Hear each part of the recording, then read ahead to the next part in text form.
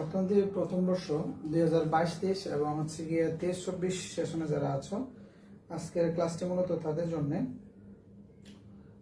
যারা ফার্স্ট ইয়ারে আছো পরীক্ষার্থী এবং সদ্য ভর্তি হয়েছ, সবার জন্য আজকের ক্লাসটি। সবাই পরিচিত যারা আছে সবাইকে একটু মেনশন করে দিও ক্লাসে, এবং ঠিকঠাক শোনা যাচ্ছে কিনা, ক্লিয়ার আছে কিনা একটু ক্লিয়ার করবা, কমেন্টে জানাও। তো মেনশন করে দিও সবাইকে,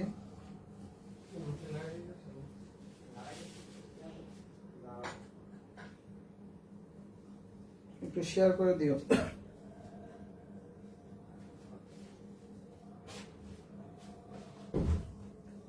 পরিচিত যারা আছে হচ্ছে গিয়ে মেনশন করে দাও।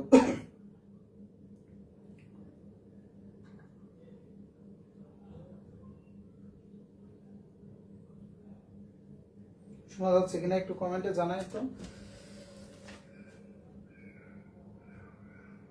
একটু লেট হয়ে গেছে, 9টায় ঢোকার কথা ছিল।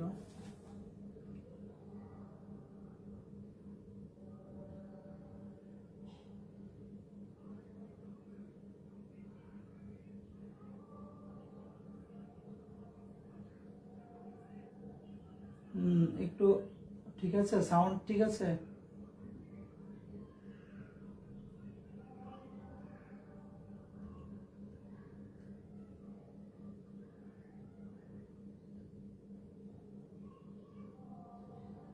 ওয়ালাইকুম সালাম।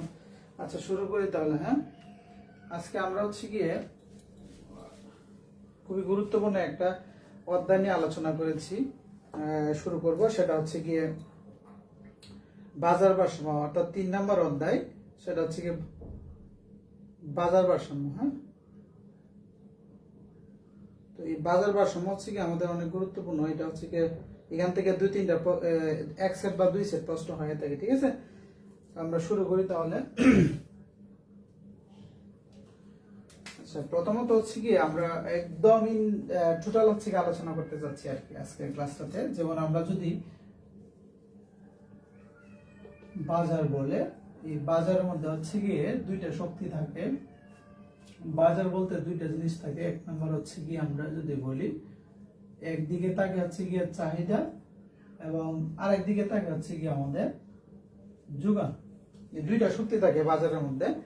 একটা হচ্ছে গিয়ে চাহিদা শক্তি আর একটা হচ্ছে গিয়ে আমাদের যোগান শক্তি। ঠিক আছে, তো এই চাহিদা আবার হচ্ছে কি আমরা জানি, আমরা এই ব্যষ্টিক অর্থনীতিতে পড়েছি যে হচ্ছে গিয়ে চাহিদা কাকে বলে এবং যোগান কাকে বলে। চাহিদার হচ্ছে গিয়ে অনেকগুলা নির্ধারক রয়েছে এবং যোগানগুলা অনেকগুলা নির্ধারক রয়েছে। অর্থাৎ চাহিদা এবং যোগান অনেকগুলা বিষয়ের উপর নির্ভরশীল, কিন্তু আমরা হচ্ছে গিয়ে অন্যান্য সকল বিষয় অপরিবর্তিত রেখে চাহিদা শুধু কার উপর নির্ভর করে, এই কিউডি অথবা হচ্ছে গিয়ে আমরা ডি দ্বারা প্রকাশ করতে পারি। ডিমান্ড মূলত হচ্ছে গিয়ে আমরা জানি হচ্ছে গিয়ে দামের উপর নির্ভরশীল। যোগানও ঠিক তাই, যে কিউএস অথবা এস ইকুয়াল ফাংশন হচ্ছে গিয়ে পি। অর্থাৎ চাহিদা মূলত দামের উপর নির্ভরশীল, অন্যান্য সকল বিষয় স্থির থেকে, আবার যোগান হচ্ছে গিয়ে অন্যান্য সকল বিষয় স্থির থেকে দামের উপর নির্ভরশীল। ঠিক আছে, আচ্ছা তারপরে হচ্ছে গিয়ে আমরা যদি চাহিদা একটা সমীকরণ রাখতে চাই, সেটা হচ্ছে গিয়ে যেমন কিউডি ইকুয়াল 20 - 2p। তাহলে আমরা দেখতে পাচ্ছি কিউডি মানে হচ্ছে গিয়ে অধীনচলক চাহিদার পরিমাণ, আর এখানে পি হচ্ছে গিয়ে স্বাধীন। আমরা অবগত আছি দামের সাথে চাহিদার বিপরীতমুখী সম্পর্ক। ঠিক আছে, এই জন্যে দামের সাথে যে সহগটা আছে এটা হচ্ছে 2, এই 2 এর আগে যে সাইনটা আছে এটা হচ্ছে মাইনাস, এটাকে বলা হয় ঢাল। হ্যাঁ, এটাকে বলা হয় ঢাল, আর 20টাকে বলা হয় ছেদক, এটাকে ঢাল। যদি সম্পর্কটা যদি বিপরীত থাকে তাহলে ডালটা থাকবে নেগেটিভ, আর যদি সম্পর্ক থাকে ধনাত্মক বা সমমুখী সম্পর্ক তাহলে থাকতো আমাদের কি বলতো পজিটিভ থাকতো। ঠিক তেমনি ভাবে দেখো যে যোগান সমীকরণ আমরা যদি একটা লিখি যে 20 প্লাস হচ্ছে গিয়ে 2p, এখানে দেখো 2 এর আগে প্লাস, এবং এখানে দেখো যে 2 এর আগে আমরা কি আছে বলতো মাইনাস আছে। কেন? কারণ চাহিদার সাথে দামের বিপরীতমুখী সম্পর্ক, দ্যাটস হচ্ছে কি এখানে মাইনাস হয়ে গেছে। এবং এখানে যোগানের সাথে দামের ধনাত্মক সম্পর্ক, অর্থাৎ দাম যদি বৃদ্ধি পায় যোগান বৃদ্ধি পায়, দাম যদি হ্রাস পায় যোগান হ্রাস পায়। দ্যাটস ওয়াই এটার ঢালটা হচ্ছে গিয়ে ধনাত্মক। আশা করি বুঝতে পারছো।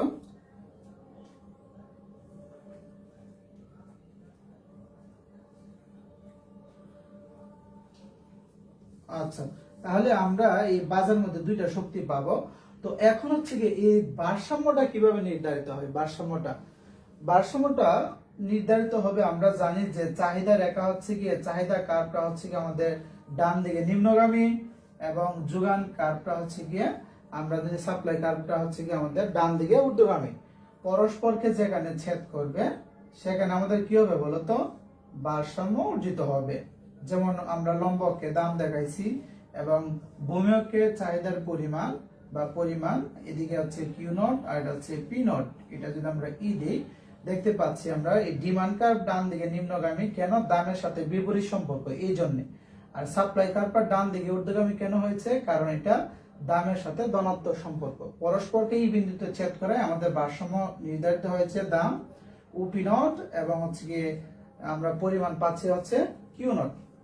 আচ্ছা, এটা গেল আমাদের একটু বেসিক আলোচনা। এখন আমরা হচ্ছে কি আমরা যে অধ্যায়টা ধরেছি সেটা হচ্ছে বাজার। এই বাজারের মধ্যে আমরা এখন শিখবো হচ্ছে গিয়ে বা দেখবো যে টোটাল কয় ধরনের ম্যাথ আছে। আমি যদি লিখে রাখি, তোমরা লিখতে পারো। বাজারের মধ্যে টোটাল 3 ধরনের ম্যাথ আছে। এক নম্বর আমি যদি বলি যে একক বাজার বিশিষ্ট, হ্যাঁ, অর্থাৎ আংশিক বাজার এটাকে বলা যায়। আংশিক বাজার, আংশিক বাজার, আংশিক বাজার এটাকে আবার একক বাজারও বলা হয়। হ্যাঁ, একক বাজার। একক বাজার বলতে কি বোঝায়? এখানে হচ্ছে গিয়ে চাহিদা থাকবে একটা সমীকরণ এবং যোগান থাকবে একটা সমীকরণ, এটাকে বলে একক বাজার। আবার হচ্ছে গিয়ে আমরা দেখতে পাচ্ছি হচ্ছে গিয়ে আর একটা হচ্ছে গিয়ে বাজার সামগ্রিক, সামগ্রিক বাজার। তাহলে সামগ্রিক বাজারের মধ্যে কি থাকে?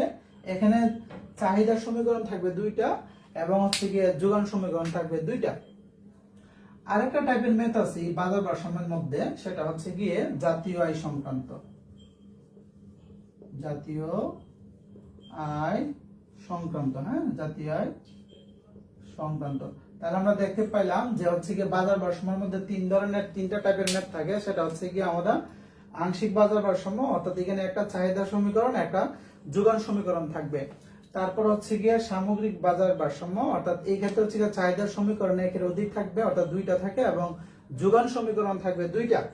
তারপর আমরা দেখতে পাচ্ছি জাতীয় আয় সংক্রান্ত সমস্যা। এই বাজার ভারসাম্যের নরমালি এই 3 টাইপের ম্যাথ আছে, ঠিক আছে, আমাদের করতে হবে। তো আজকে আমরা যেহেতু প্রথম ক্লাস, এই জন্য আমরা বেসিক দিব, তারপর হচ্ছে কি আমরা মূল আলোচনায় ঢুকবো। কারণ বেসিকটা আমরা যদি অ্যাচিভমেন্ট করতে পারি তাহলে আমাদের মূল আলোচনাটা সহজ হয়ে যাবে। যারা পরিচিত আছে ফ্রেন্ড সার্কেলকে মেনশন করে দিও, ঠিক আছে। এখন আমরা যাব হচ্ছে গিয়ে যে এই ট্যাক্সের উপরে। হ্যাঁ, আমরা এই ম্যাথ করব পরে। এই ট্যাক্সের একটা বিষয় আছে। এই ট্যাক্স নিয়ে অনেকের সমস্যা আছে।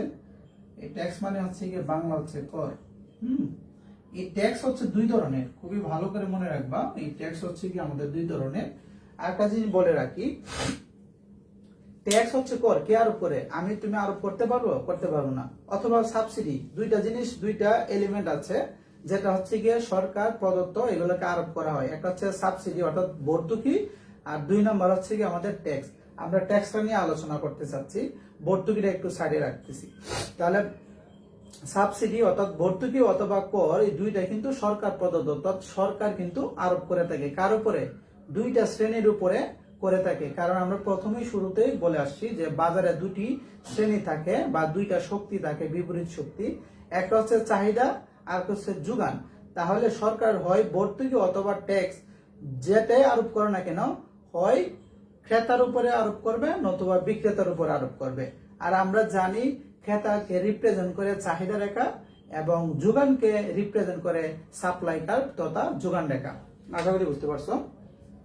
আমরা ট্যাক্সটা আরোপ করব। এই ট্যাক্সটা হচ্ছে 2 ধরনের। এক নম্বর আমি যদি লিখে রাখি এখানে, একটাকে বলা হয় একক কর, একক কর।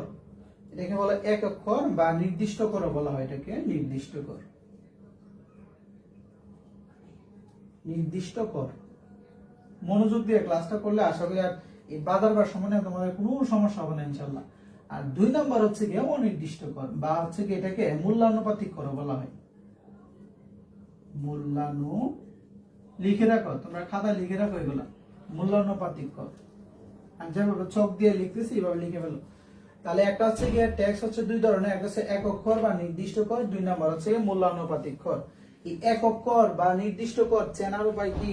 চেনার উপায় সহজ উপায় হচ্ছে যে বলবে যে 2 টাকা কর আরোপ করছে, 3 টাকা কর আরোপ করছে, 60 টাকা কর আরোপ করছে, 5 টাকা কর আরোপ করছে, এরকম ভাবে যখন বলা থাকবে তখন বুঝে নিতে হবে, অর্থাৎ 1 টাকা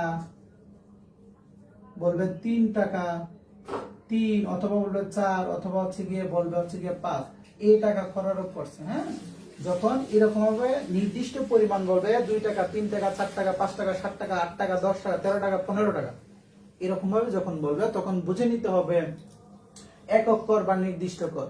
ঠিক আছে, কারণ এই জিনিসটা দুইটা এক না, কিন্তু এই দুইটা কিন্তু এক না, বুঝতে হবে। এটা হচ্ছে নির্দিষ্ট একক, অর্থাৎ একটা পণ্যের প্রতি, অর্থাৎ যদি 2 টাকা কর আরোপ করে তাহলে বুঝতে হবে এই পণ্যটা যে আমি বিক্রি করছি, এই পণ্যটা কয়টা বিক্রি করছি? একটা, তাহলে এটার সাথে আমার সরকারকে দিতে হবে, এটা বিক্রি যে করছি সরকারকে দিতে হবে 2 টাকা। আর এটা হচ্ছে মূল্যানুপাতিক, অর্থাৎ তুমি কয়টা দ্রব্য বিক্রি করছে ডাজন্ট ম্যাটার, মূল্যের উপর কর আরোপ করছে। তার মানে দুইটার মধ্যে কিন্তু পার্থক্য আছে, এবং দুইটা যদি আমরা এক করে ফেলি তাহলে কিন্তু আমাদের অনেক সমস্যা হবে, যেমন রাজস্ব বের করতে সমস্যা হতে পারে এবং এগুলো সমস্যা হবে। এই জন্য আমরা একটু ক্লিয়ার করতেছি। একক কর কত টাকা? 2 টাকা, 3 টাকা, 4 টাকা। তাহলে মূল্যানুপাতিক কর কত? বা এটাকে বলে অনির্দিষ্ট কর। অনির্দিষ্ট কর। অনির্দিষ্ট কর কি বলবে? এক্সাম্পল, যেমন 10% কর আরোপ করা হয়েছে, অথবা বলতে পারে হচ্ছে গিয়ে 5% কর আরোপ করা হয়েছে, অথবা বলতে পারে 7% কর আরোপ করা হয়েছে। চেনার উপায় কি? সহজ, সিম্পলি মনে রাখবা যে যখন কর আরোপটা যখন পার্সেন্টেজ আকারে থাকবে তখন বুঝে নিতে হবে এটা হচ্ছে মূল্যানুপাতিক কর বা অনির্দিষ্ট কর। আন্ডারস্ট্যান্ড? কারণ এই কর আরোপ যদি আমি ভালোভাবে ক্লিয়ার না হতে পারি তাহলে কিন্তু আমি যখন নতুন সমীকরণ তৈরি করব তখন এখানে সমস্যা আছে, এখানে পরিবর্তন আছে।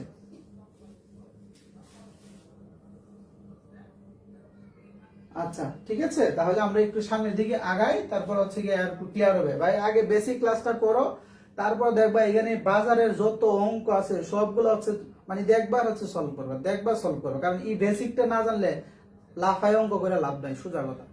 অতএব এই বেসিক ক্লাসটা করো আগে। তাহলে একক কর আমরা শিখলাম, মূল্যানুপাতিক কর শিখলাম, এটার সাথে আরো কিছু বেসিক আমাদের জানতে হবে।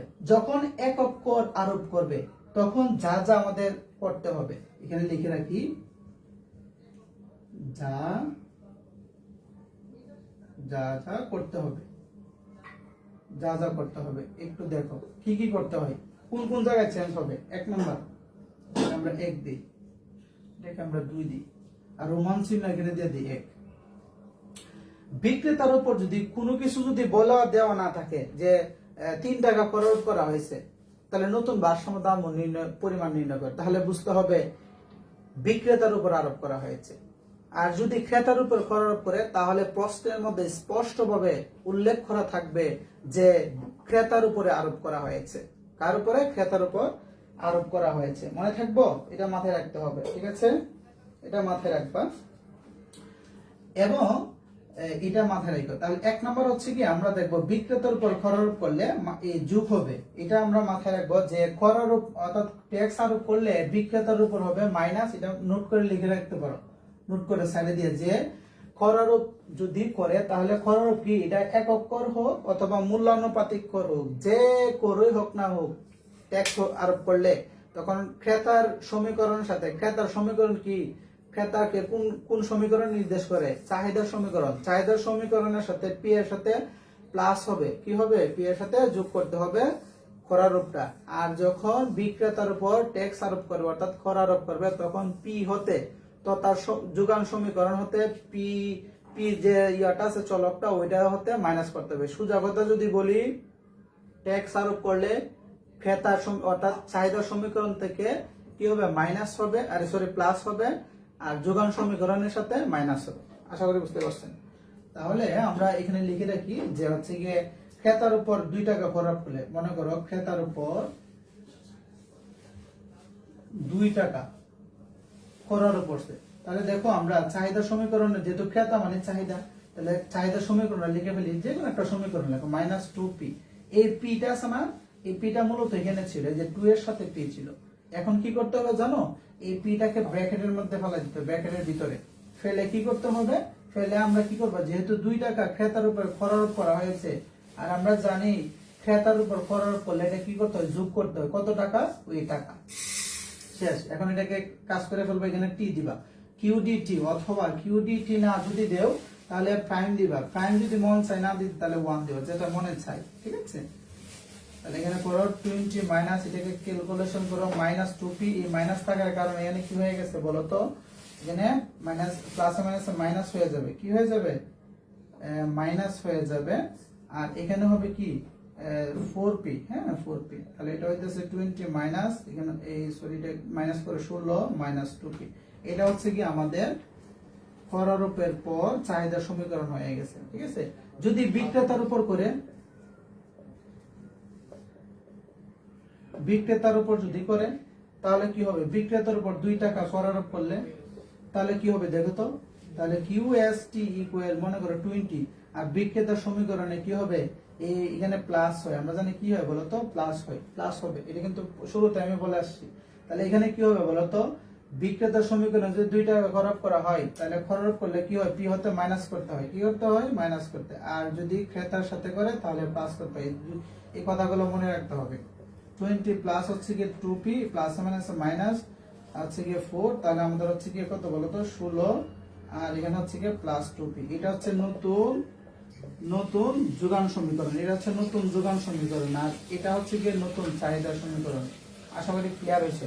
তাহলে আমরা যখন একক কর আরোপ করব তখন হচ্ছে গিয়ে ডাইরেক্ট ক্রেতার উপর করলে প্লাস, আর যখন হচ্ছে গিয়ে বিক্রেতার উপর করবে তখন মাইনাস করবে। আশা করি বুঝতে পারছেন।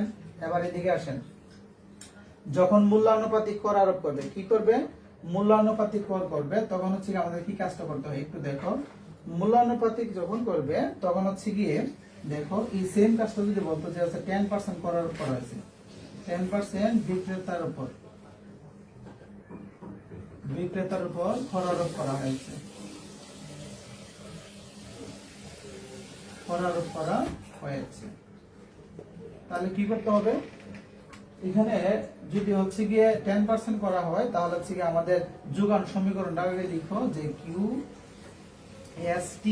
কিউএসটি লিখলাম, আমরা এইটাই লিখি, এই মানটাই লিখি, এখানে লিখছিলাম যে 20, এখানে কি হবে বলতো প্লাস, আর এখানে 2p লিখছিলাম, হ্যাঁ 2p, তাহলে এটাকে ব্র্যাকেটে ফেলাই দিতে হবে, এই পিটাকে ব্র্যাকেটে ফেলাইতে হবে, তারপর হচ্ছে কি করতে হবে, যেহেতু বিক্রেতার উপর করা হয়েছে তাহলে কি করতে হবে, বিক্রেতার উপর করলে মাইনাস করতে হয়, কি করতে হয়, মাইনাস করতে হয়।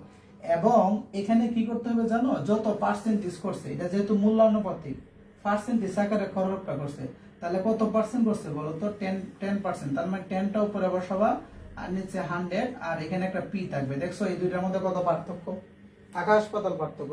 এদিকে 2 টাকা আরোপ করা হয়েছিল এই জন্য সরাসরি 2 হয়েছে, আর এখানে যেহেতু মূল্যের উপর পার্সেন্টেজ আকারে করছে তখনই কিন্তু 100 দ্বারা যে সংখ্যাটা থাকবে ওইটাকে আমাদের কি করতে হবে, ভাগ করতে হবে, এবং হচ্ছে কি আমাদের সাথে একটা পি রাখতে হবে, এটা হচ্ছে নিয়ম।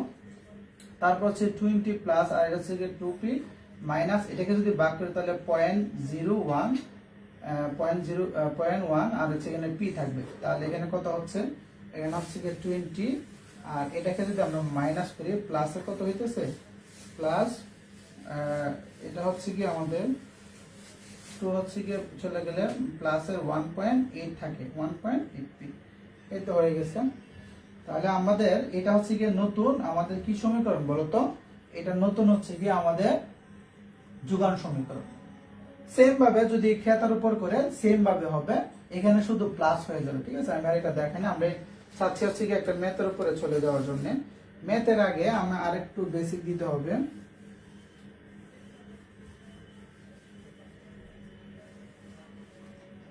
ম্যাথে যাওয়ার পূর্বে আমাদের আরেকটু বেসিক লাগবে ভাইয়া, কারণ এই বেসিকটা জানলে তোমার এই অঙ্ক আর একদম সহজ হয়ে যাবে।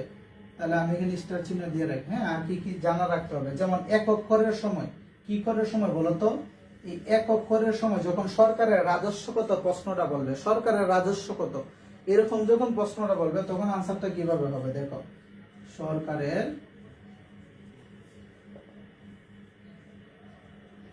রাজস্ব কত এরকম যখন প্রশ্ন করবে, কখন বলতো একক করের ক্ষেত্রে, তখন উত্তরটা হবে রাজস্বকে আর দ্বারা প্রকাশ করা হয়। রাজস্ব সূত্র হচ্ছে গিয়ে যে ট্যাক্স আরোপের পর যে ভারসাম্য পরিমাণটা পাবো তার সাথে আমরা গুণ করতে হবে, অর্থাৎ মাল্টিপ্লাই করতে হবে আমাদের ট্যাক্সটাকে। যদি 2 টাকা করার পড়ছিল তাহলে 2 বসাবো, 3 টাকা করার পড়লে এখানে 3 বসাবো, তারপর পরিমাণ কত, অর্থাৎ ট্যাক্স আরোপের পর যে পরিমাণটা পেয়েছিলাম সেই পরিমাণটাকে আমরা এখানে কি করতে হবে, গুণ দিতে হবে। এক্সাম্পল দেখো, সিম্পল। সরকারে বলছে একক প্রতি 3 টাকা কর আরোপ করতে হবে, অর্থাৎ একটা কলম যদি তুমি বিক্রি করো তাহলে আমাকে 3 টাকা দিতে হবে। এখন তুমি বিক্রি করছো মনে করো 10টা কলম, তাহলে সরকারকে কত টাকা দিতে হবে? ভেরি সিম্পল, একটা কলমে যদি তোমার 3 টাকা দিতে হয়, তাহলে তুমি 10টা কলম বিক্রি করেছো, তাহলে তুমি ট্যাক্স খরচের পর 10টা কলম বিক্রি করেছো, তাহলে 10 হবে। তাহলে একটা কলমের দাম তুমি যদি 3 টাকা দিতে হয় সরকারকে, তাহলে কত টাকা? 30 টাকা সরকারকে দিতে হবে। অর্থাৎ এই 30 টাকা হচ্ছে সরকারের আয়, এটাকে বলা হয় রাজস্ব। এটাকে কি বলা হয়? সরকারের রাজস্ব। এটা আশা করি বুঝতে পারছো। এবং যখন আমরা মূল্যানুপাতিক, যখন প্রশ্নের মধ্যে বলা থাকবে 10%, 5%, 7%, 15%, 20% এরকম যখন উল্লেখ থাকবে, তখন সরকারের রাজস্ব সূত্র কিন্তু আরেক ধরনের। এটা কিন্তু একক করের ক্ষেত্রে সরকারের রাজস্ব সূত্র। আর যখন মূল্যানুপাতিক থাকবে তখন সরকারের রাজস্ব সূত্র কিন্তু ডিফারেন্ট হয়ে যাবে। রাজস্ব হবে আর ইকুয়াল সেম এখানে কিউ বার টি ইনটু ট্যাক্স, এখানে যেভাবে আছে এটাই লিখবো, ইনটু ট্যাক্স। এটার সাথে আরেকটা গুণ দিতে হবে ভারসাম্য দাম, অর্থাৎ ট্যাক্স আরোপের পর যে আমরা ভারসাম্য দামটা পেয়েছিলাম এটা শুধু আমাদের এক্সট্রা মাল্টিপ্লাই করতে হবে। আর এখানে যে দুইটা আছে অর্থাৎ পরিমাণ আর ট্যাক্স এর পরিমাণ, এই দুইটা কিন্তু সেম, শুধু মূল্যানুপাতিকের সময় এক্সট্রা আমাদের গুণ করতে হবে। অর্থাৎ কোনটা গুণ করতে হবে? ট্যাক্স আরোপের পর যে আমরা মূল্যটা পাবো সেইটাকে আমরা গুণ করতে হবে। বলো তো, বুঝতে পারছো কিনা? এই ক্লিয়ার হয়েছে কিনা একটু বলো। এর সরকারের রাজস্বটা কিন্তু প্রায় সময় পরীক্ষায় আসে, এই বাজার ভারসাম্য দিয়ে বলবে সরকারের রাজস্ব কত। এখন সরকারের রাজস্ব কিন্তু সূত্র দুই ধরনের, যখন কর আরোপটা করবে নির্দিষ্ট কর তখন এক ধরনের হবে, আর যখন মূল্যানুপাতিক বা অনির্দিষ্ট বা পার্সেন্টেজ আকারে যখন কর আরোপটা থাকবে তখন কিন্তু এটার সূত্রটা হবে আরেকটা। এতটুকু ক্লিয়ার কিনা বলো সবাই?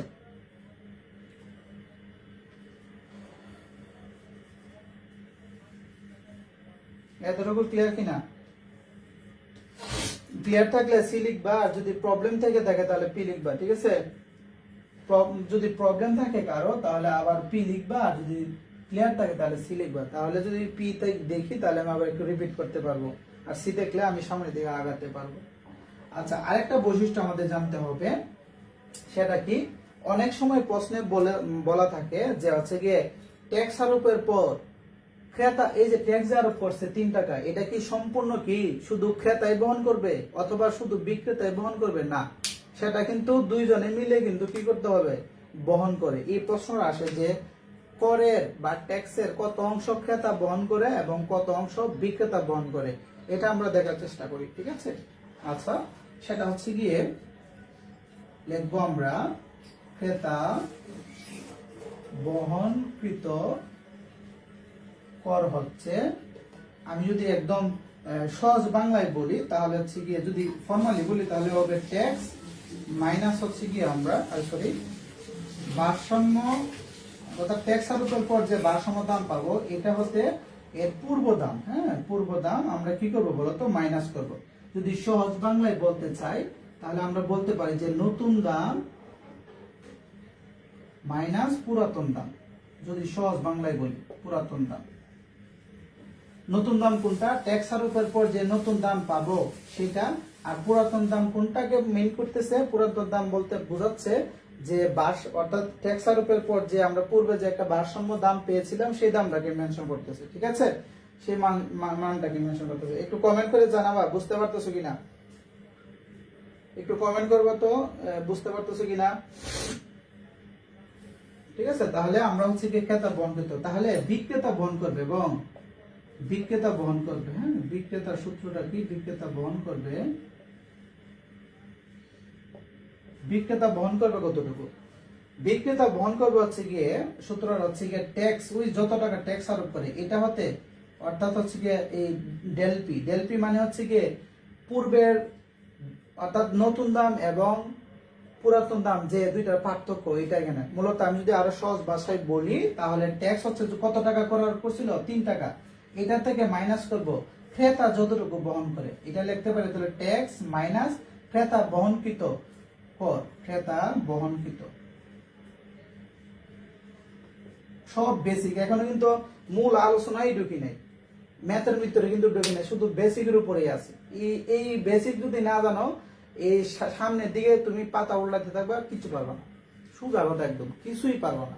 এই বেসিক অ্যাচিভমেন্ট করতে হবে, স্ট্রং করতে হবে, দেন হচ্ছে গিয়ে যতটা ম্যাথ দেখবা দেখবা হচ্ছে গিয়ে দেখো সবগুলা পারতেছে। আমি যেভাবে আলোচনা করতেছি স্পেসিফিক ভাবে এগুলো হচ্ছে গিয়ে বইয়ের কোথাও পাবো না, এরকম একসাথে দুইটা পাশাপাশি, ঠিক আছে, আলাদা আলাদা আলোচনা করা আছে।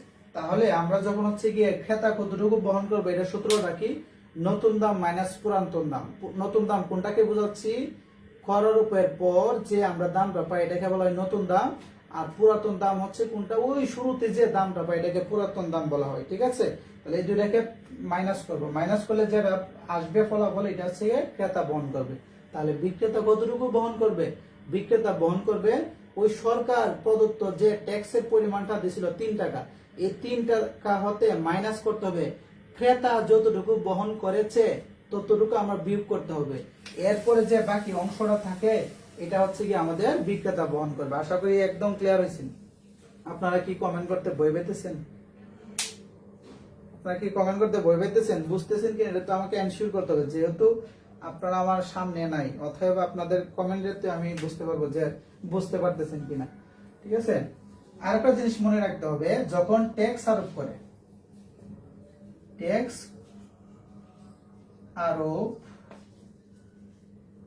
ট্যাক্স আরোপ করলে মনে রাখতে হবে ট্যাক্স আরোপ করলে দাম বেড়ে যায়, আমি এখানে লিখে রাখি, এই দাম কি হয়ে যায় বলতো, দাম বাড়ে এবং পরিমাণ, এই কিউতে পরিমাণ, পরিমাণ হচ্ছে কি কি বলতো, পরিমাণ কমে যায়। তাহলে ট্যাক্স আরোপ করলে আমরা আরেকটা ইনফরমেশন জানলাম, ট্যাক্স আরোপ করলে, এই তো কমেন্ট করবা ভাই, কমেন্ট না করলে আমি বুঝতেছি না, তুমি আমার সামনে না, সামনে থাকলে না আমি বুঝতাম। তাহলে ট্যাক্স আরোপ করলে কি হয় বলতো, ট্যাক্স আরোপ করলে হচ্ছে দাম স্তরটা বেড়ে যায়, দামটা বেড়ে যায়, আর পরিমাণটা কি হয়ে যায় বলতো, কমে যায়, এটা মাথায় রাখতে হবে, ঠিক আছে। এটা এটা আমি লিখে রাখতে হবে। এখানে যতগুলো আমি আলোচনা করেছি প্রত্যেকটা আলোচনা হচ্ছে তোমার এখানে যতটা অঙ্ক করবা প্রত্যেকটা তোমাদের লাগবে, কাজে লাগবে, ঠিক আছে। আর ভর্তুকিটা নিয়ে আমি আজকে আলোচনা না করি, তাহলে হচ্ছে আমরা ডিরেক্ট একটা ম্যাথে চলে যাব। এই ম্যাথে যাওয়ার পূর্বে আমরা হচ্ছে গিয়ে একটা চিত্র দেখব। এই চিত্রটা হচ্ছে গিয়ে এরকম,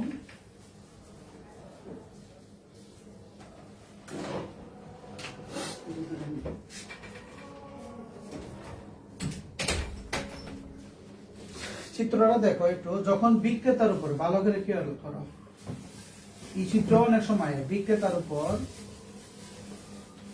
ট্যাক্স আরোপ করে, হ্যাঁ ট্যাক্স আরোপ করে, তখন চিত্রটা কি হবে দেখো। আমরা জানি সাপ্লাই কার্ভ উপরে ডিমান্ড কার্ভ নিয়েছে, পরস্পরকে যেখানে সেট করে, এটা হচ্ছে গিয়ে প্রাথমিক ভারসাম্য দাম, হ্যাঁ এটা হচ্ছে গিয়ে প্রাথমিক ভারসাম্য দাম, হ্যাঁ ওকে, কি বিন্দুতে মনে করে হলো। এখন মনে করো কার উপর আরোপ করছে, ট্যাক্সটা আরোপ করছে মূলত বিক্রেতার উপরে, তাহলে বিক্রেতাকে রিপ্রেজেন্ট করে কোন রেখা, প্রত্যেকটা কথা এখন মনে রাখবা, বিক্রেতাকে রিপ্রেজেন্ট করে যোগান রেখা। তার মানে যেহেতু তোমার ট্যাক্সটা আরোপ করছে বিক্রেতার উপরে আর বিক্রেতাকে রিপ্রেজেন্ট করে যোগান রেখা, অতএব যে আমার যখন ট্যাক্সটা যখন আমি বিক্রেতার উপর অ্যাপ্লাই দেখাবো তখন হচ্ছে যোগান রেখা পরিবর্তন হবে, কোন রেখা পরিবর্তন হবে, যোগান রেখা। তাহলে যোগান রেখা শিফট হবে কোন দিকে, আমরা একটু আগে পরে আসছি ভাইয়া, এখানে এই যেখানে আমি দেখছিলাম যে ট্যাক্স আরোপ করলে দাম স্তর বেড়ে যায়, দাম বেড়ে যায় এবং পরিমাণ কমে যায়, অর্থাৎ যোগানের পরিমাণ কমে যায়। তাহলে যখন ট্যাক্স আরোপ করে তখন যোগান রেখা বাম দিকে শিফট হবে, বাম দিকে শিফট হয়ে কি হবে বলতো, এই এসটি হয়েছে, এই এসটি যোগান, নতুন যোগান রেখা আমাদের এই চাহিদা রেখাকে পরস্পরকে এফ বিন্দুতে ছেদ করায় ফলে এফ বিন্দুতে ভারসাম্য লাভ হয়েছে। এফ বিন্দুতে আমরা দেখতে পাচ্ছি যে দাম বেড়ে কতটুকু হয়েছে বলতো, পি নট থেকে পি ওয়ান হয়েছে। পাশাপাশি যোগানের পরিমাণ হচ্ছে আমাদের হ্রাস পেয়ে কতটুকু হয়েছে, কিউ নট থেকে কতটুকু হয়েছে বলতো, কিউ ওয়ান হয়েছে। বুঝতে পারছো? তাহলে বিক্রেতার উপর যখন ট্যাক্স আরোপ করবে তখন যোগান রেখাটা বাম দিকে শিফট হবে। আশা করি বুঝতে পারছেন। যখন ক্রেতার উপরে করবে, ক্রেতার উপর ট্যাক্স, তাহলে চিত্রটা কি হবে দেখো, একটু মাথা খাটাইতে হবে, আর কিছু না। অনেক সময় আসে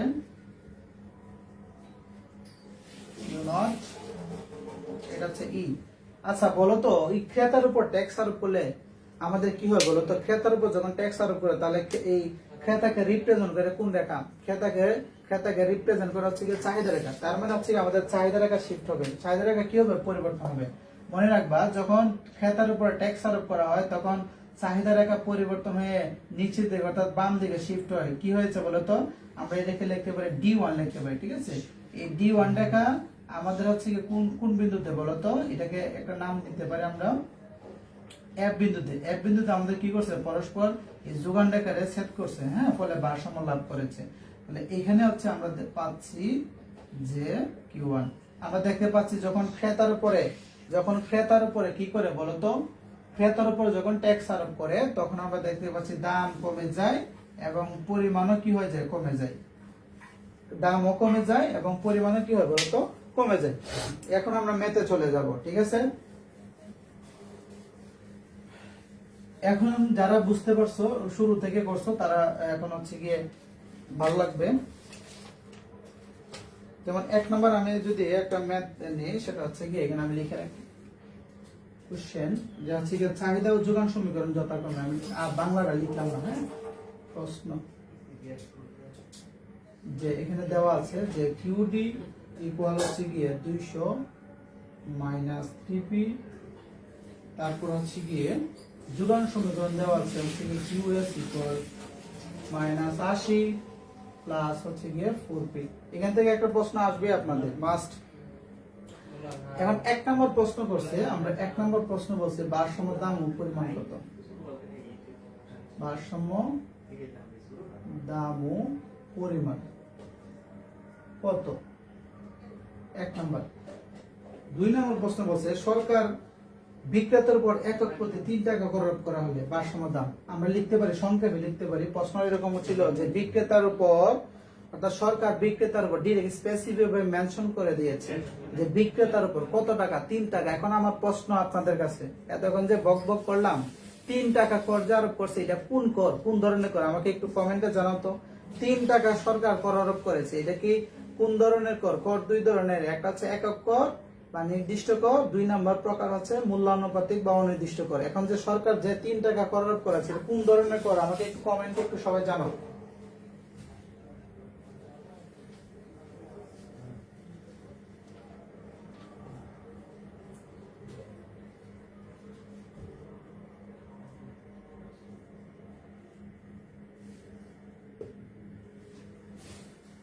আরোপ করলে ভারসাম্য দাম ও পরিমাণ কত। একক কর, একজনে বললো একক কর, বাকিরা কি, বাকিরা বলো একক কর কিনা। এবং 3 নম্বর প্রশ্ন বলছে করের কত অংশ ক্রেতা এবং বিক্রেতা বহন করবে।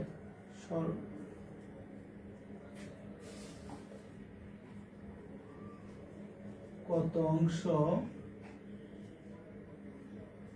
ক্রেতা ও বিক্রেতা বহন করবে।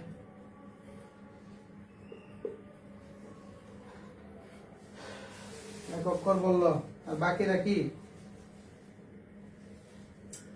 সরকারের রাজস্ব কত। সরকারের ই মডেলটা যে সলভ করবা সবগুলা পড়তে পারবা, বইয়ের যে কোনো জায়গায় সলভ করতে পারবা। এই মডেলটা সবগুলো প্রশ্ন আনার চেষ্টা করছি। সরকারের রাজস্ব কত। আরো আছে, এগুলো আমি একটু পরে দেখাই, যেহেতু জায়গা সংকলন হবে না। তাহলে আমরা প্রথমত শুরু করি। আমরা জানি 1 নম্বর সমাধান আমরা 1 দিয়ে শুরু করব। তাহলে কি বলতো, ভারসাম্য দাম ও পরিমাণ কত প্রথমে বলছে, তা আমরা জানি কি বলতো, আমরা জানি ভারসাম্য অবস্থায়, আমরা জানি বাংলা কথা লিখলাম না, ভারসাম্য অবস্থায়,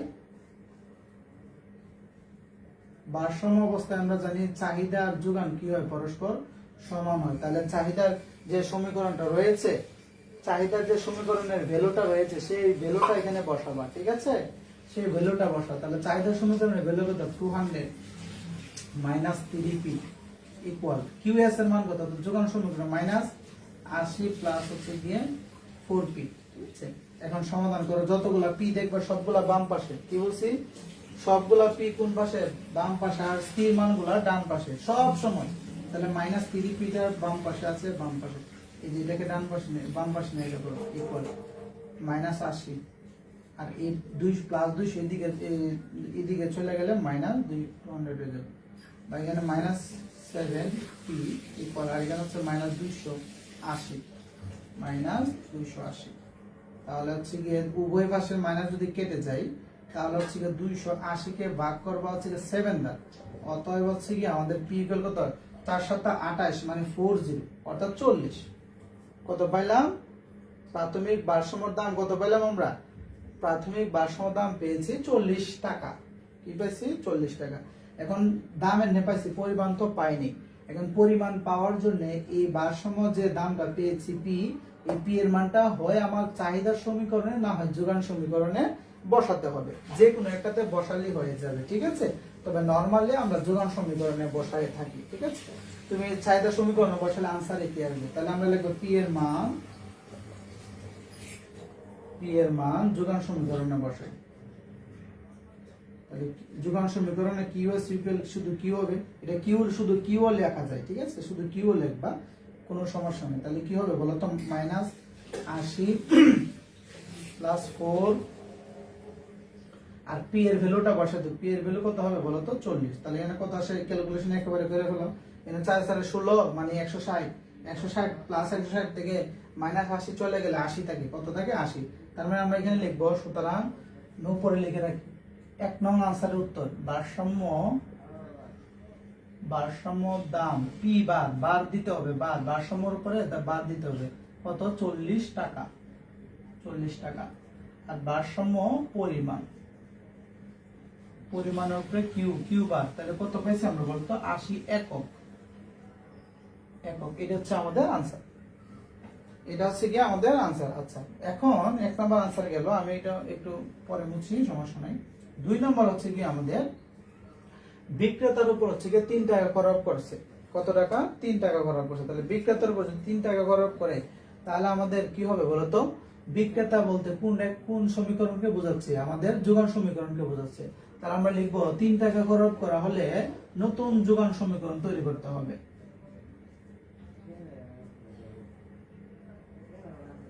বিক্রেতার উপর 3 টাকা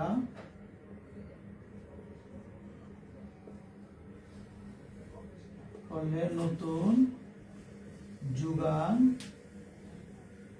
সমীকরণ হবে। নতুন যোগান সমীকরণ কি হবে, এটা হচ্ছে আমরা কি দিতে পারি বলতো, কিউ এস প্রাইম দিতে পারো, হ্যাঁ, প্রাইম অথবা টিও দিতে পারো, কোনো সমস্যা নাই।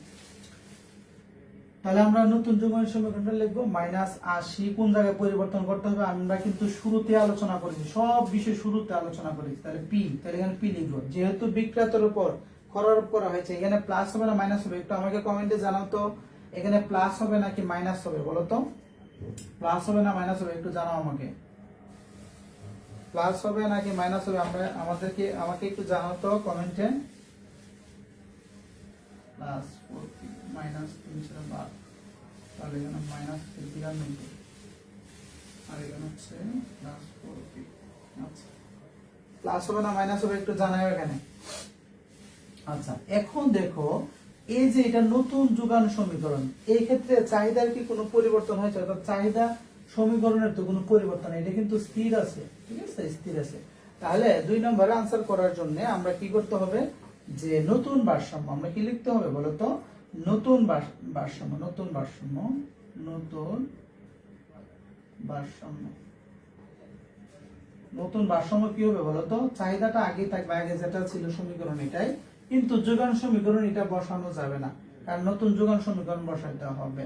তাহলে কিউএসটি বা কিউডির ভ্যালু কত 200 মাইনাস হচ্ছে গিয়ে 3p ইকুয়াল কিউএসটি, অর্থাৎ খরার উপর পর যে সমীকরণটা পেয়েছি এখানে বসাবো 92 প্লাস 4p, ঠিক আছে।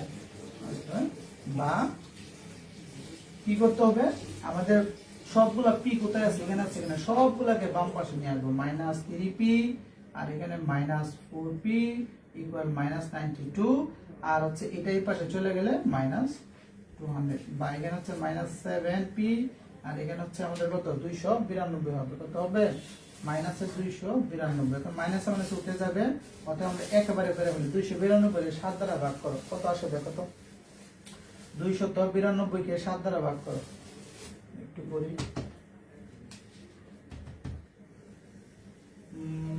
মাইনাস হচ্ছে কি আমরা পাইতেছি হচ্ছে 41.71, দেখো তো ঠিক আছে কিনা, অর্থাৎ 292 কে 7 দ্বারা ভাগ করো, দুই পাশে মাইনাস চলে গেছে, তাহলে আমরা পেয়ে যাচ্ছি যে এই দামটা পাচ্ছি হচ্ছে গিয়ে ভারসাম্য, অর্থাৎ ট্যাক্স আর উপরের পর ট্যাক্স, এই জন্য নিচে পি এর নিচে টি দিয়ে দিছি, পি এর নিচে টি দেওয়া মানে কি জানো, অর্থাৎ ট্যাক্স আর উপরের পর ভারসাম্য দাম হচ্ছে কত টাকা বলো তো, 41.71 টাকা। তাহলে আমাদের ট্যাক্স আর উপরের পূর্বে আমাদের দাম ছিল কত টাকা বলো তো, ওই জিনিসটা আমরা ক্রয় করতাম 40 টাকা দিয়ে, যেহেতু ট্যাক্স আরোপ করেছে তাহলে আমাদের দাম কি হয়ে যায়, বেড়ে যায় না, আমি একটু আগে বলেছি যে ট্যাক্স আরোপের পর মূল্য বেড়ে যাবে এবং পরিমাণ কমে যাবে, তাহলে আমরা ট্যাক্স আরোপের পর দামটা পেয়ে গেছি, এখানে আমরা সবগুলো উপরে লিখি আনসারগুলো, তাহলে আমরা কি পাইলাম, ট্যাক্স আরোপের পর পি বার টি আমরা পাইলাম হচ্ছে গিয়ে 41.71 টাকা। আচ্ছা, পরিমাণ কতটুকু হবে, পরিমাণ হবে কিউ বার টি, হ্যাঁ কিউ বার টি কত হয় দেখো তো, কত হয় দেখো তো, এই পি বার টি এর মানটা আমরা কোথায় বসাবো জানো, নতুন যোগান সমীকরণে বসাই দিব, অর্থাৎ চাহিদাতে বসাতে নতুন যোগান সমীকরণে আমরা বসাবো সবসময়, এই পি বার টি এর যেহেতু আমরা দাম পেয়ে গেছি বা ট্যাক্স আর উপর পর আমরা কি পাইছি বলতো, ভারসাম্য দাম পাইছি না, ইয়েস ভারসাম্য দামটা পাইছি, আমাদের পরিমাণ লাগবে এখন, তাহলে পরিমাণটা পাওয়ার জন্য আমাদের কি পাইছি বলতো, আর একটা সহজ টেকনিক বলে দেই, তাহলে প্রেস লাগবে না, আমাকে বলো তো এই পি বার টিটা যে এই পি বার টির ভ্যালুটা পাইছি কোন দুইটা সমীকরণকে কাজ করে আমাকে একটু বলো তো, এখন উত্তরে বলবা যে এই কিউডি এবং কিউএসটি, অর্থাৎ কিউএসটি এই দুইটা সমীকরণ, তাহলে তুমি যে মানটা পাইছো যে সমীকরণকে কাজ করে সেই সমীকরণে বসাই দিবা, সহজ হিসাব, তাহলে কিউ বারটি আমরা কিউএসটি তে বসাই দিব, ঠিক আছে। আমরা একটু লিখি যে পি বার টি এর মান কিউএসটি তে বসাই, তাহলে বসালে কি হবে, এটার মানটা কত ছিল বলতো, এখানে কিউ লিখবা, কিউ ইকুয়াল মাইনাস 92, কোথায় এটা মাইনাস 92 প্লাস হচ্ছে কি 4, আর পি এর ভ্যালুটা আমরা 41.71 বসাই দিব, তাহলে আমরা ডিরেক্ট ক্যালকুলেশন করো তো কত আসে দেখো তো, একজন এই নিপা জাহান দেখো একটু কত আসে, এটা পুরাটা একসাথে করো ক্যালকুলেশন, আমি একটু করি 71.84, এই যে দেখো এখানে পাইতেছি 74.84 একক, 2 নাম্বার আনসার। তাহলে ভারসাম্য ট্যাক্স আর উপর পর ভারসাম্য দাম ছিল কত বলো তো 40, ট্যাক্স আর উপর পর ভারসাম্য দাম বৃদ্ধি পেয়ে 41.71 হয়ে গেছে, এবং ট্যাক্স আর উপর আগে পরিমাণ ছিল হচ্ছে 80 একক, ট্যাক্স আর উপর পরে পরিমাণটা হ্রাস পেয়ে কি হয়েছে 74.84, তার মানে আমরা যে থিওরি গুলা পড়ি এগুলা কিন্তু আমাদের মিল আছে, যে দাম বৃদ্ধি অর্থাৎ ট্যাক্স আরোপ করলে দাম বৃদ্ধি পায় এবং পরিমাণ কি হয় বলতো কমে যায়, তাহলে আমাদের দুইটা আনসার পাইলাম, এখন 3 নম্বর আনসার আমরা চলে যাব। 3 নম্বরে কি বলছে, 3 নম্বর বলছে করের কত অংশ ক্রেতা এবং বিক্রেতা বহন করবে, করের কত অংশ ক্রেতা এবং বিক্রেতা বহন করবে, এটা আমরা আনসার করব, আমরা লিখব ক্রেতা বহন করবে, আমরা লিখব এখানে 3 নম্বর আনসার,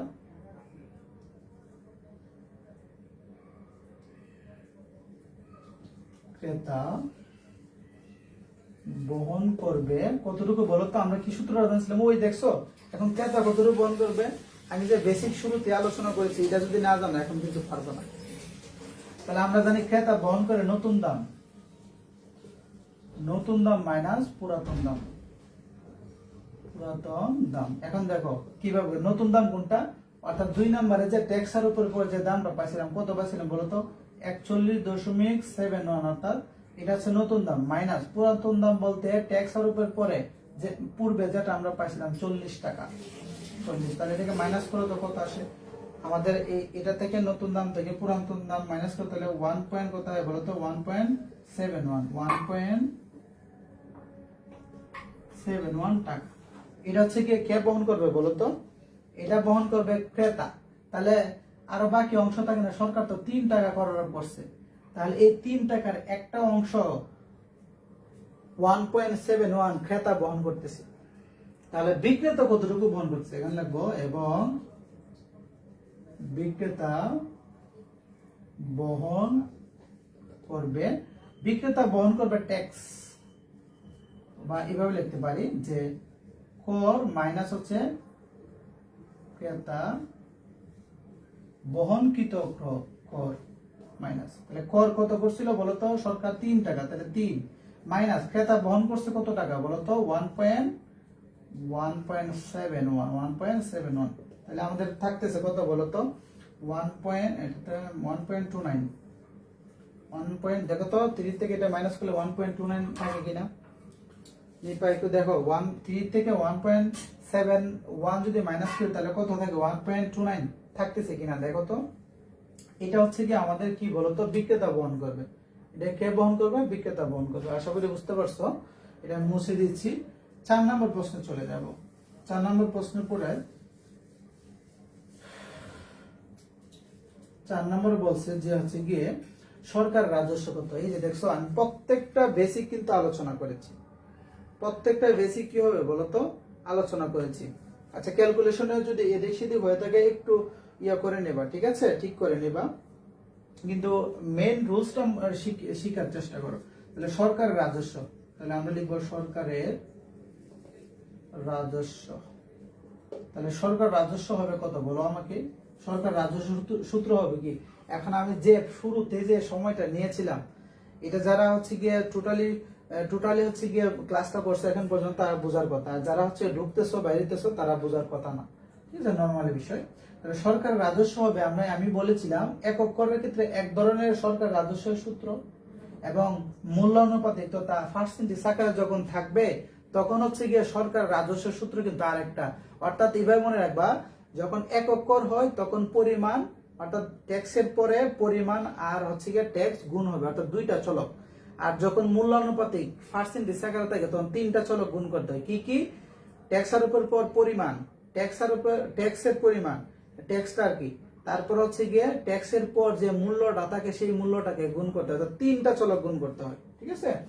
তাহলে আমরা এখানে লিখবো হচ্ছে কিউ বার টি ইনটু হচ্ছে গিয়ে আমাদের কি লিখবো বলতো ট্যাক্স।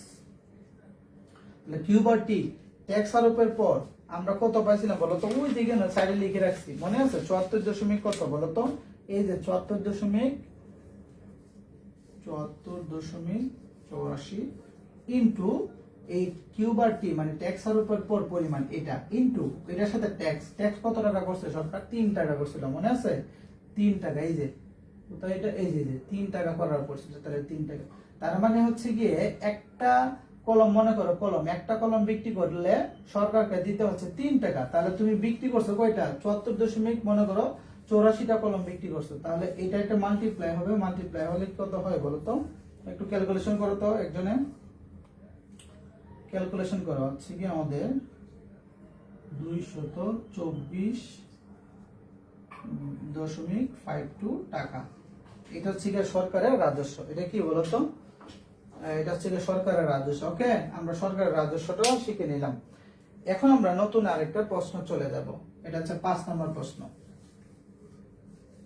5 নম্বর প্রশ্ন খুবই গুরুত্বপূর্ণ, এটা হচ্ছে 5 নম্বর। উপরটা একটু মুছে দিই, এগুলো একটু মুছে দিই যেহেতু এগুলো শেষ হয়ে গেছে।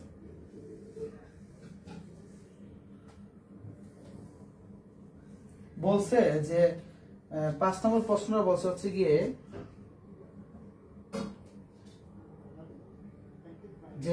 ক্রেতার উপর 3 টাকা খরচ করা হলে নতুন ভারসাম্য দাম পরিমাণ কত? এখন কিন্তু ক্রেতার উপরে করা হয়েছে, ক্রেতার উপর 3 টাকা খরচ করা হলে 3 টাকা পর করা হলে ভারসাম্য দাম ও পরিমাণ কত? এতক্ষণ কিন্তু করা হয়েছিল কার উপরে বলতো? ট্যাক্সটা কার উপর করছিল বলতো? বিক্রেতার উপরে। কিন্তু এখন কিন্তু উল্টায় গেছে, এখন কার উপর? ক্রেতার উপরে। যেহেতু ক্রেতার উপর করেছে, তাহলে কোথায় যাবে? কোন সমীকরণে আমার টার্গেট মাথায় কাজ করবে? যেহেতু ক্রেতার উপর করেছে, তাহলে চাহিদা সমীকরণে আমার কাজটা করতে হবে। আর যখন বিক্রেতার উপরে করবে, তখন আমার কাজটা করতে হবে যোগান সমীকরণে। এটা মাথায় রাখবা। তাহলে কত টাকা করা হয়েছে? 3 টাকা। তাহলে আমরা লিখবো যে সমাধান হচ্ছে গিয়ে ক্রেতার উপর 3 টাকা খরচ করা হলে নতুন যোগান সমীকরণ। আমি বাংলাটাই স্কিপ করলাম, তোমরা লিখতে হবে এখানে যে ক্রেতার উপর 3 টাকা খরচ করা হলে নতুন চাহিদা সমীকরণ। তাহলে চাহিদা সমীকরণ আগে ছিল কিউডি, এখন লিখবো কিউডি 1 বা প্রাইম বা টি। ঠিক আছে, আমরা টি লিখলাম। এখন দেখো তো, বা প্রাইম দিলাম, আমরা কোনো সমস্যা নাই, প্রাইম দিলাম। তাহলে দেখো তো, এখানে আগে কত ছিল? 200 লিখলাম, মাইনাস 3p, এই 3 লিখলাম, পিটা লিখবো না, পি না লিখে এখানে পি লিখবো। তারপর কি করতে হবে? প্লাস করতে হবে না মাইনাস করতে হবে? একটু আমাকে কমেন্টে জানাইতে হবে যে কয়জন আছো এখানে, যে যখন এখন তো আমি এটাকে কি করব, মানে ক্রেতা মানে হচ্ছে গিয়ে চাহিদা সমীকরণের সাথে ট্যাক্সটা আমরা কি করব, পি এর সাথে প্লাস করব নাকি মাইনাস করব? আমাকে একটু কমেন্টে জানাও, আমি ওয়েট করতেছি তোমাদের কমেন্টের অপেক্ষায়। বলো কি হবে, প্লাস হবে না মাইনাস হবে? যে কয়জন আছো একটু দেখো। এখান থেকে প্রশ্ন মানে চোখ বন্ধ করে আসবে, সোজা কথা। এখান থেকে মিস হবে না, প্লাস হবে না মাইনাস? এই যে মাইনাস, মাইনাস হবে কেন বলইছে? এটা তো হচ্ছে কি এখন বিক্রেতা না, এটা হচ্ছে যে ক্রেতা। তাহলে ক্রেতার উপরে হচ্ছে গিয়ে কি করলে, আমি কিন্তু শুরুতেই বেসিক গুলো আলোচনা করে আসছি, দেখছো যে ক্রেতার উপর যখন ট্যাক্স আরোপ করবে, তখন চাহিদা সমীকরণের সাথে পি এর সাথে প্লাস হবে। আর যখন বিক্রেতার উপর ট্যাক্স আরোপ করা হবে, তখন যোগান সমীকরণের মধ্যে পি এর সাথে মাইনাস হবে। কি হবে বলতো? মাইনাস হবে। এগুলো কিন্তু আমি অনেকবার শুরুতে আলোচনা করেছি। আমি কিন্তু পারতাম মজার মজার দুইটা ম্যাথ নিয়ে শুরুতেই শুরু করে দিতাম, কিন্তু আমার কাজ এটা না। আমার কাজ আগে বেসিক দেওয়া, তারপর হচ্ছে ভিতরে ঢোকা, সলভ করবো। এখন এরপর হচ্ছে কি মজা পাওয়া যাবে, কিন্তু প্রথমে হচ্ছে কি ম্যাথ ধরে ফেললে বেসিক আর অর্জন হবে না। ঠিক আছে, আশা করি বুঝতে পারছো। তাহলে এই 200 থেকে যদি না এই 9 চলে যায়, আমরা মাইনাস করবো। ঠিক আছে, মাইনাস করে আমার হচ্ছে কি 191 মাইনাস, আর এখানে হচ্ছে কি মাইনাস 3p। এটা হচ্ছে কি আমাদের নতুন কি সমীকরণ বলতো? চাহিদা সমীকরণ। তাহলে আগের যে যোগান সমীকরণটা ছিল, কারণ ভারসাম্য দেখাতে গেলে তো আমাদের দুইটা সমীকরণ লাগবে, একটা চাহিদা একটা যোগান। তাহলে চাহিদা তো নতুনটা হয়ে গেছে, কিন্তু যোগানটা তো আগেরটাই থাকবে। তাহলে আমরা লিখবো নতুন ভারসাম্য অবস্থায়, নতুন ভারসাম্য অবস্থায়, নতুন ভারসাম্য অবস্থায়। তাহলে চাহিদা হবে নতুনটা, চাহিদা হবে নতুনটা, আর যোগানটা হবে আগেরটাই। ইকুয়াল কিউডি প্রাইম কত বলতো? 100 মাইনাস 3p ইকুয়াল কিউএস কত বলতো? Minus 80 plus 4p। সবগুলো পি কে এই পাশে নিয়ে এসে করো, minus 3p minus 4p equal minus 80 minus 191। এখানে হচ্ছে গিয়ে মাইনাস 7p, আর এখানে হচ্ছে গিয়ে আমরা পাচ্ছি হচ্ছে গিয়ে এই জিনিসগুলো ভালো করে ক্লিয়ার রাখবা, নাহলে কিন্তু পরীক্ষার হলে দিয়ে আসবা ঠিকই, কিন্তু একবারে অবস্থা খারাপ হয়ে যাবে। ঠিক আছে, ভুল হলে শেষ, ভুল হলে ম্যাথে ভুল হলে শেষ। তাহলে হচ্ছে কি আমরা পাইতেছি কি মাইনাস মাইনাসে কাটা, অর্থাৎ পি দ্বারা হচ্ছে কি যদি আমরা কি পাই বলতো? 271 এর 7 দ্বারা ভাগ করলে কত আসে? কমেন্টে জানাও একটু দ্রুত, কত আসতেছে দেখো।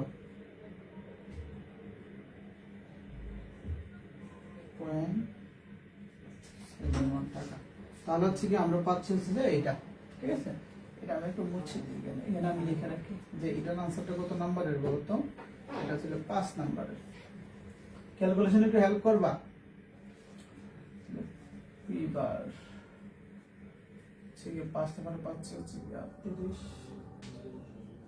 38.71 ক্যালকুলেশন একটু হেল্প করে, হ্যাঁ। আচ্ছা, তাহলে আমরা ইপি এর মানটা কোথায় বসাবো বলো তো? এপি এর মান এই যে, এখন দেখো এপি এর মানটা আছে না, এপি এর মানটা এখানে হচ্ছে কি একটু কাজ করতে হবে। সেটা কি? সেটা হচ্ছে কি আমাদের যে, যেহেতু প্রতি একক পণ্যের জন্য ক্রেতাকে 2 টাকা কর আরোপ করতেছে, একটু এই জায়গাটা একটু বোঝার আছে, এই জায়গাটা একটু বুঝবা। মানে ক্রেতা প্রত্যেকটা একটা কলম যদি কিনতে চায়, ভালো করে মনে রেখো, মানে ক্রেতা যদি একটা কলম কিনে, তাহলে ক্রেতা কত টাকা দিতে হইতেছে বলতো? তার 3 টাকা দিতে হইতেছে। কয় টাকা দিতে হইতেছে? 3 টাকা দিতে হইতেছে সরকারকে। আচ্ছা, এখন দেখো এপি মানে কি বলতো? 38.71 যে, এটা কয়টা কলমের দাম? সাপোজ আমি কলম ধরে নিলাম, অন্য কিছু হতে পারে। পি ইকুয়াল 38.71 যে, এটা মূলত একটা কলমের, অর্থাৎ একটা কলম হোক বা যে কোনো জিনিস হোক, অর্থাৎ 1 ইউনিটের হিসাব, অর্থাৎ একটা কলমের দাম 38.71। তুমি এটা কেজি ধরতে পারো, হোয়াট এভার। তাহলে আমি ধরে নিলাম এখানে একটা কলমের দাম হচ্ছে কি 38 কত বলতো? 71 টাকা। তাহলে একটা কলমের দাম যদি এখানে আমি কিনতে হইতেছে আমার কত টাকা বলতো? 38.71 টাকা দিয়ে। এর মধ্যে আবার সরকার কি করছে? বলছে তুমি যদি একটা কলম কিনো, এটার সাথে আমার আরো 3 টাকা দিতে হবে। তার মানে আমার খরচ হচ্ছে কত টাকা? এই 38.71 টাকা তো আমার খরচ হচ্ছে, পাশাপাশি সরকারকে আমার কত টাকা দিতে হইতেছে বলতো? আরো আমার হচ্ছে গিয়ে 3 টাকা বেশি দিতেছে। তাহলে আমরা লিখতে হবে যে, যেহেতু ক্রেতা প্রতি একক দ্রব্যের জন্য 3 টাকা খরচ করতেছে, তাহলে ক্রেতা মানে ক্রেতার দাম দিতে হবে। তাহলে দিতে হবে কত? প্রতি এককের দাম দিতে হবে ক্রেতা কত বলতো? এখানে 38.71, এটার সাথে আমরা আরো 3 টাকা যোগ করতে হবে। যোগ করে আমরা পাচ্ছি হচ্ছে গিয়ে 41.71 টাকা। তাহলে এই 41.71 টাকা হচ্ছে কি আমার কি করতে হবে বলতো? ক্রেতা আমার কি করতে দিতেছে বলতো? দিতে হইতেছে। এই ক্ষেত্রে আমাদের বিক্রেতা কতটুকু পাবে বলতো? বিক্রেতা পাবে এটা, ভালো করে মনে রাখো একটু, আমি কিন্তু বারংবার রিপিট করতেছি, না বুঝলে আবার বলবা যে ভাইয়া আছে কি যারা বুঝি না, আবার রিপিট করেন, ঠিক আছে? এই ক্রেতার উপর যখন ট্যাক্স আরোপ করছে, তখন আমরা দাম দেখতে পাইলাম কত? 38.71। এই 38.71 টাকায় এটা দিয়ে আমি বিক্রেতার কাছ থেকে কিনতেছি, বুঝছো? বিক্রেতার কাছ থেকে কি বলতো? কিনতেছি। কেনার পরে এটার সাথে কি হয়? আরো কি করতে হবে? আমার 3 টাকা এক্সট্রা নেবে। যেমন আমি একটা এক্সাম্পল দিতে হবে, আমরা ব্যাট দেই না? ইয়েস, ব্যাট দেই। এটা কিন্তু যদিও ব্যাট না, কিন্তু মনে করো এটা ব্যাটে, এটা ওয়ান কাইন্ড অফ ব্যাডই মনে করো। তাহলে এই প্রাইস, আমরা যে প্রোডাক্টটা কিনি, প্রোডাক্টের দাম হচ্ছে কি মনে করো 1200 টাকা। ওইটার সাথে আবার লেখা আছে 1200 প্লাস ব্যাট। তার মানে 1200 টাকা তো এটা কে পাবে? এটা কি সরকার পাবে? না, এটা হচ্ছে প্রোডাক্টের যে মালিক, অর্থাৎ যে বিক্রেতা, সে তো পাবে 1200 টাকা। এক্সট্রা আরো টাকা যে 7% করেন বা 60 টাকা নিল, হ্যাঁ, তাহলে এই 60 টাকা বা হচ্ছে সাপোজ মনে করো 50 টাকা এক্সট্রা আসলো ব্যাট, এই ব্যাটটা কি এই বিক্রেতা নেবে? বিক্রেতা নেবে না। কে নেবে বলতো? এই ব্যাটটা নিবে হচ্ছে সরকারের কোষাগারে চলে যাবে। এই ক্ষেত্রে তুমি কি শুধু 1200 টাকা পেড করছো, নাকি 1200 প্লাস ব্যাটে যে টাকা আসে সম্পূর্ণ টাকাটা তোমার বহন করতে দিচ্ছে? বুঝতে পারছো বিষয়টা? এই ক্ষেত্রে এটা কিন্তু সমস্যা ছিল। কে জানে বলছিল আমাকে, পরীক্ষার্থী সানজিদা মনে বলছিল, এই জন্য আমি একটু রিপিট করতেছি বারবার, যে এই 38.71 টাকা এটা তো আমি দোকানদারকে দিতে আছি, বিক্রেতাকে। এটার পাশাপাশি আমার আরো সরকারকে দিতে হবে, এটার সাথে যোগ করে 3 টাকা। তাহলে আমার টোটাল খরচ হচ্ছে কয় টাকা? 41.71 টাকা আমার দিতে হইতেছে। এতটুকু বুঝতে পারছেন কিনা আমাকে একটু জানান তো, ক্লিয়ার কিনা?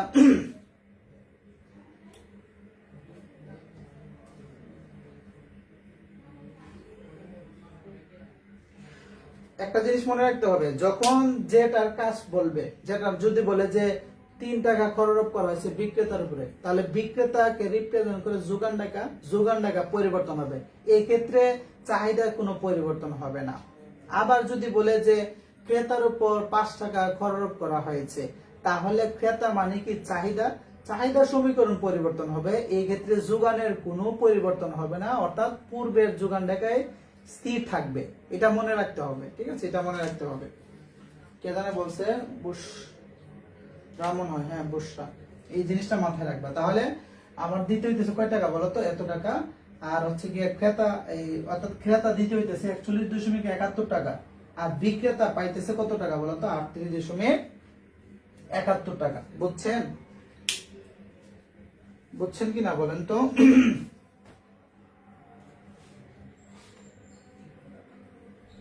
এখন হচ্ছে গিয়ে আমরা তো পরিমাণ পেয়ে গেছি, পরিমাণ কত পাইছি বলতো, এটা এক্সট্রা ভাইয়া, এটা হচ্ছে গিয়ে আমার খরচ হচ্ছে, এটা হচ্ছে গিয়ে আমার কি হচ্ছে বলতো, এটা আমার পকেট থেকে যাচ্ছে এক্সট্রা ভাবে। কিন্তু যখন আমি পরিমাণটা বের করব, পরিমাণটা তখন এই 3 টাকা বসানো যাবে না, তখন শুধু এই পি এর মানটা বসাইতে হবে যোগান সমীকরণে, অর্থাৎ যোগানের পরিমাণ বের করার জন্য। বুঝছেন? এটা মাথায় রাখবেন। এখন লিখবো পি এর মান, পি এর মান নতুন চাহিদা সমীকরণে বসাই। তাহলে নতুন চাহিদা সমীকরণ কি, এই যে এটা কিউ দ্বারা বসাবো, কারণ পরিমাণকে কিউ দ্বারা প্রকাশ করে। তাহলে নতুন চাহিদা সমীকরণের নাম কত বলতো, 191 মাইনাস 3p ইকুয়াল 191 মাইনাস 3। আর পি এর ভ্যালু কত, এই পি এর ভ্যালু কিন্তু 41.71 বসানো যাবে না। বুঝছেন? ভালো করে মনে রাখেন, 41.71 বসানো যাবে না। 41.71 মূলত হচ্ছে আমি যে টাকা দিয়ে কিনলাম এটার সাথে আরো 3 টাকা আমার দেওয়া লাগতেছে, তার মানে 3 টাকা যে দিচ্ছি এটা আমার খরচ হচ্ছে। এক তো 38.71 টাকা খরচ হচ্ছে, পাশাপাশি আরো আমাকে সরকার কি দিছে বলতো, ট্যাক্স আরোপ করছে 3 টাকা। এই টাকাটা আমার পকেট থেকে যাচ্ছে, অর্থাৎ প্রকৃত পক্ষে একজন ভোক্তার খরচ হচ্ছে 41.71 টাকা। কিন্তু আমি আমি দোকানদারকে দিতেছি কত টাকা, দোকানদারকে দিতেছি 38.71 টাকা। এই দোকানদারকে যে টাকা দিচ্ছি এই এই এই মূল্যটা, অর্থাৎ এই মানটাই আমার যোগান চাহিদা সমীকরণে বসাইতে হবে। তাহলে পি লিখলাম, পি না লিখে পি এর সাথে 3 আছে, পি এর ভ্যালুটা হচ্ছে 38.71।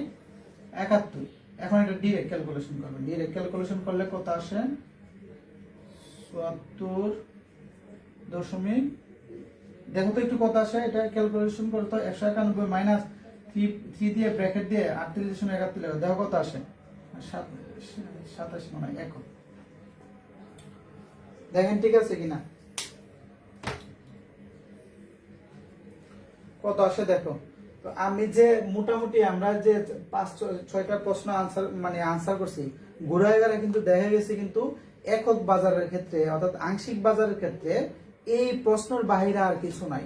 এই প্রশ্নের বাহিরে কি না বলতো, আর কিছু নাই। এগুলোই ঘুরাঘারে আসে। যখন তুমি মূল্যানুপাতিক করে যাব আমরা, তখন হচ্ছে গিয়ে মানে আরেকটু কাজ হবে, একটু হালকা সেম প্রসেস, শুধু ওইটাকে ভাঙতে হবে। ঠিক আছে, আর কিছু না। তারপর ভর্তুকি আছে, ভর্তুকির ক্ষেত্রে সেম প্রসেসে, ভর্তুকির ক্ষেত্রে একটু উল্টা, একটু বলে নেই। ভর্তুকির ক্ষেত্রে ভর্তুকি কি মানে সাবসিডি কে দেয়, সরকার দেয়। কার উপর দেয়, এটা নর্মালি সাধারণত ম্যাক্সিমাম ক্ষেত্রে হচ্ছে গিয়ে বিক্রেতার উপর দিয়ে থাকে। ট্যাক্স আরোপ যখন বিক্রেতার উপর করে তখন যোগান সমীকরণে পি এর সাথে মাইনাস করতে হয়, আর যখন ভর্তুকি দিবে তখন প্লাস করতে হয়। ঠিক আছে, তখন কি করতে হয় বলতো, প্লাস করতে হয়। এই বিষয়গুলো হচ্ছে আমরা জানবো এক এক করে। আর হচ্ছে গিয়ে যখন আমরা কি করবো বলতো, যাচাই করবো, এই 3 ধরনের ম্যাথ আছে। এটার মধ্যে আমি শুরুতেই বলেছি, একটা হচ্ছে গিয়ে আংশিক বাজার ভারসাম্য, সামগ্রিক বাজার ভারসাম্য, আর একটা হচ্ছে গিয়ে আমাদের কি বলতো, জাতীয় আয়। এই সংক্রান্ত আলোচনা আছে। যাই হোক, আজকের ক্লাসটা শেষ করবো। তবে এর আগে হচ্ছে গিয়ে একটু কথা বলে নিয়ে, আমরা হচ্ছে গিয়ে অফলাইন হচ্ছে গিয়ে ব্যাচ শুরু হচ্ছে আগামী হচ্ছে গিয়ে রবিবার থেকে। যারা হচ্ছে ভর্তি হতে ইচ্ছুক অফলাইন এবং অনলাইন, আমাকে নক করবা, তাহলে হচ্ছে গিয়ে ব্যাচে ভর্তি করে দেবো। তবে সেই পর্যন্ত সবাই ভালো থাকো, সুস্থ থাকো। আল্লাহ হাফিজ, আসসালামু আলাইকুম।